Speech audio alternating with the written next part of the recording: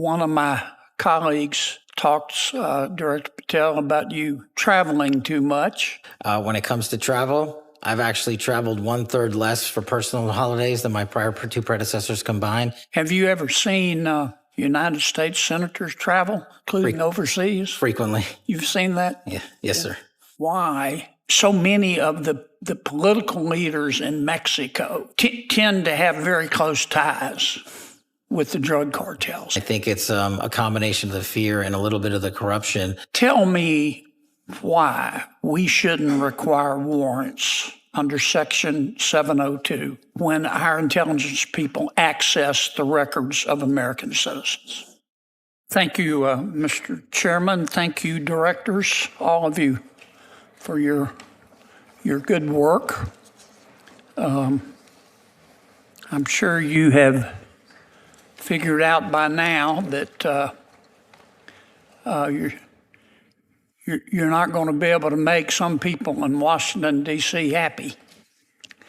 I regret that. One of my colleagues talks, Director Patel, about you traveling too much. Is it important that you go out there and travel and talk to our line agents and try to maintain morale? That's one of the most important parts of the job. And if I can, when it comes to travel, I've actually traveled 1/3 less for personal holidays than my prior two predecessors combined. And I've taken half as many days off as my prior predecessors combined.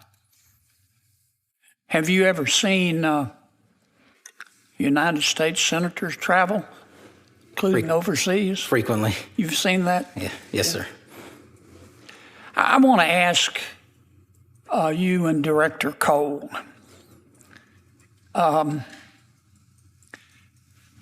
I see where the Department of Justice, presumably with your cooperation and good background work, just indicted a governor in Mexico for working with cartels to poison our people. Which everybody's entitled to a defense, and they're innocent until proven guilty. But I saw none of that in the prior administration of trying to get serious. Tell me, I love the people of Mexico. They're just wonderful people. They're our neighbors. We buy a lot of their goods, and they buy a lot of our goods. But help me understand why so many of the political leaders in Mexico cooperate so fully. Well, strike that. Tend to have very close ties with the drug cartels. Is it money? Is it power? Is it fear? And what do we do about it? I'll address it generally. The case is specifically the DEA's, Senator, but generally speaking, we've been able to retrieve 98 defendants from Mexico in the last year, which is, I think, triple the year before. So they're cooperating in ways that they haven't done before in the past. But I do see your point, and I agree that largely it's fear, Senator. These cartels have so much power, and you've seen them go down there and kidnap people, behead people, burn people.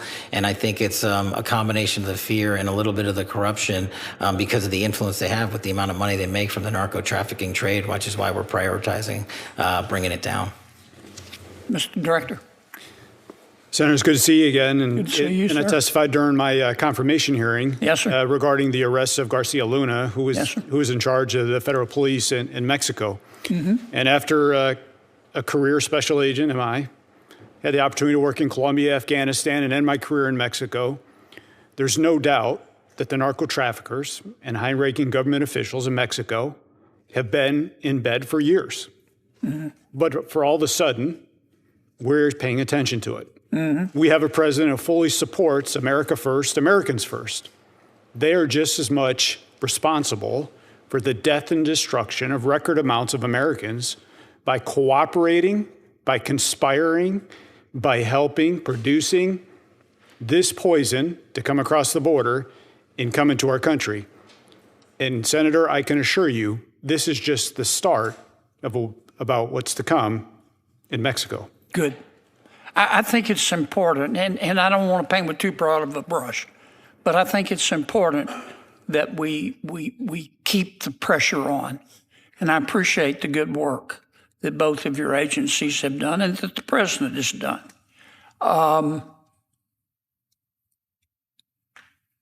Because when the current president didn't do this, but when a prior president of Mexico runs on a platform of hugs, not bullets, with respect to the cartels, that sort of speaks volumes about what they're willing to tolerate. Can I ask one question, Mr. Chairman, of Director Patel? Tell me why we shouldn't require warrants under Section 702 when our intelligence people access the records of American citizens. I think you're referring to the query process of U.S. persons under 702, Senator. Yes, sir. Because under Section 702 as it stands, the collection from 702 is already lawfully collected under federal statute of overseas individuals targeted by the intelligence communities. And just to clarify, 702 is run separately by the FBI, the NSA, the CIA. They have their own separate 702 programs. So for us, in order to have the ability to defend the homeland appropriately, all we are doing when we run a query is we're asking that this selector popped, and we have no other information. So it would be factually and legally impossible to obtain probable cause because we just walk into a courtroom and say, we got this selector, it's connected with so-and-so lawfully collected information overseas. We can't tell you, Judge, anything else about it. They would say you don't have probable cause. And that's why the query system exists, to go in and see if they're actually connected to any terrorist activities or narcotics trafficking activities or otherwise. Thank you for your indulgence, Mr. Chairman. Senator Kennedy, thank you. Senator Murkowski. Thank you, Mr. Chairman. Gentlemen, thank you for being here today, your testimony. Last week, we recognized May 5th as a day to remember those who have gone murdered, missing, Indigenous persons. Unfortunately, in Alaska, this is something that we use some pretty strong words like epidemic and crisis. The Urban Indian Health Institute has reports on the numbers that are out there right now, and in Alaska, we've got 229 murdered, missing Indigenous persons, 80 murdered, 149 that are on the missing list. And the statistic that is always so troubling is that when women go missing, when women come up, are determined to have been murdered, 75% of them are Alaska Native women. I mean, the statistics are just shocking and deeply, deeply troubling. Alaska is the fourth highest state when it comes to murdered, missing Indigenous women in the country. Obviously, we have a large Indigenous population, but it is something where when you listen to the statements from so many Native women that they feel unsafe in their home communities. They feel unsafe in their villages, and they feel probably most unsafe in the biggest village, which is Anchorage. We're working on trying to make some headway here in this space, but we really need to understand where the gaps are. And we talk a lot about the data gaps. And so I'm raising this with you, Director Patel, and asking for your support and that of your team. You have great folks in Alaska, but I would suggest that given we have a small population, big landmass, and a problem and statistics that just don't match up to our demographics, that we need some help. We've got good cooperation between all of our federal agencies, working with our tribal partners and with the state. But I would just ask your commitment today that if you haven't already trained a focus in this area, that you will commit to helping us in Alaska. Absolutely, Senator. That's why we launched Operation Steadfast Promise, which is the first ever of its kind year-long campaign for crimes on tribal lands across the country, to include Alaska. And I'm proud to tell you today that one of the biggest problems I was informed about over the last 14 months was communication gaps. Yep. And the FBI, for the first time ever, completed its pilot program on the Navajo Reservation down in Phoenix area with Starlink capabilities. And we are now going to be delivering to every SAC Starlink capabilities specifically and solely for communications on tribal lands to conduct and investigate tribal. The hearing focused on national security, FBI operations, Mexico's cartel influence, surveillance laws, and missing indigenous women in Alaska.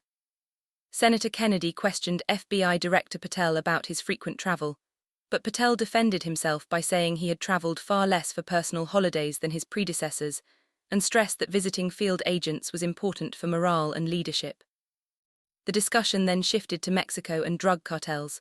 Senators raised concerns about corruption among Mexican political leaders and their alleged ties with cartels.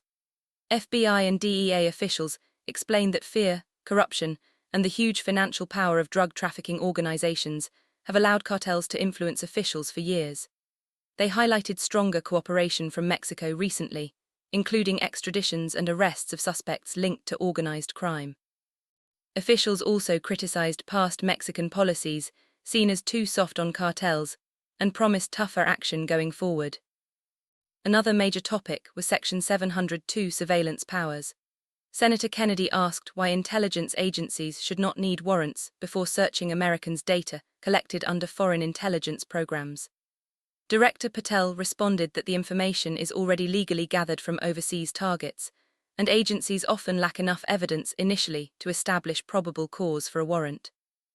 He argued that the query system is necessary to identify potential links to terrorism, narcotics trafficking, or other threats.